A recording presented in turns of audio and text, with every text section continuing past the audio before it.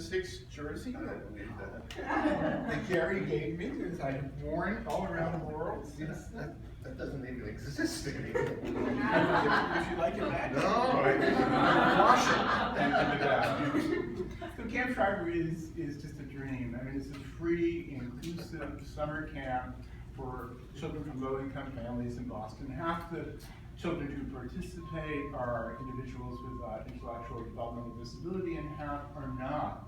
And one of the many wonderful things about Camp Schreiber is that, except for the camp director and the inclusion specialist, nobody else really knows who is the child with or without intellectual disability. And as the kids come together, even the other counselors, many of whom are idealistic young college students, don't really know.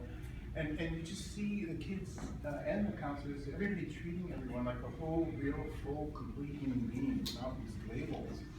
But the words hardly do justice to Camp Schreiber. You have to go see it for yourself, as I did in 2006, and have many times since then.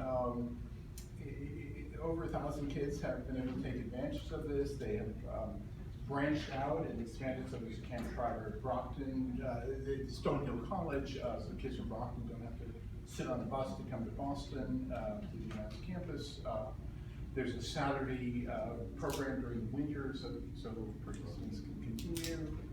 It's just amazing. And the best thing, the real proof of this, it's not just rhetoric, is you go and you watch the kids splashing around in the swimming pool, and like truly, nobody is putting a label, I'm disabled, you're disabled. It's just children having an unbelievable, wonderful, fun time. As Gary says, when he started the Saturday camp, why does fun have to end in the summer, right? So this is Gary's, just exemplifying what kind of person Gary is. So knowing Gary and seeing him in action is about as life affirming as you get, especially in these incredibly difficult times that we're living in. And to see what he has accomplished over his life, it just reminds me, at least, of what with love, determination, hard work, intellect in this almost indecipherable New York accent you can do to make the world better. Yeah, Gary was just asking me about something, and I couldn't quite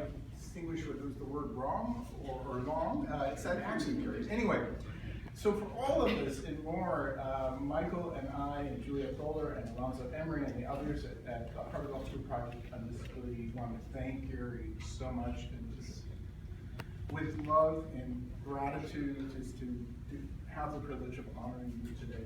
Thank you.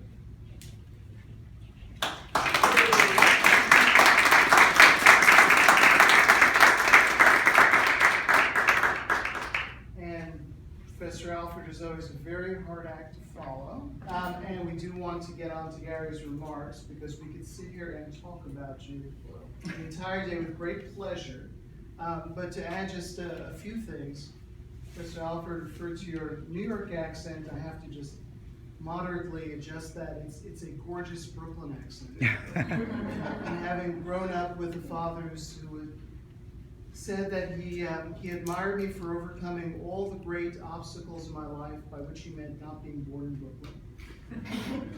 And I like to tease Gary about all things Brooklyn, as in he knows the difference from Bay Ridge to Bay Parkway, and Edelman's to High Tilbury, and so on and so forth.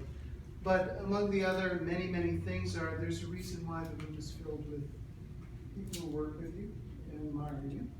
And that is because he's a great mentor and a great leader and a great example for how you can take research that really matters. How you look at a problem and take a rigorous, empirical, quantitative, and sometimes qualitative approach to it, and try to solve what do we know and how do we get us to where we want to be. And he has been a leading example of that, and his work has emanated outwards across the four corners of the globe.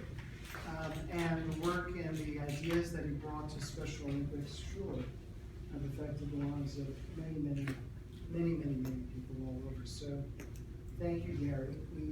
We want to impose on you for a moment to present you with the Harvard Law School Project on Disability, Award for Creative Contributions to Human Betterment.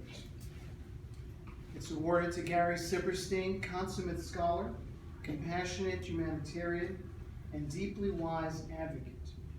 We are all in your debt for your leadership in the development of empirically rigorous research and policy recommendations demonstrating the worth, value, and place of persons with intellectual disabilities in their communities. Your passion, vision, and decency, for which we put in parentheses, i.e. being a mensch of a mensch, as we call it, are an example to any who want to change the world for the betterment of all.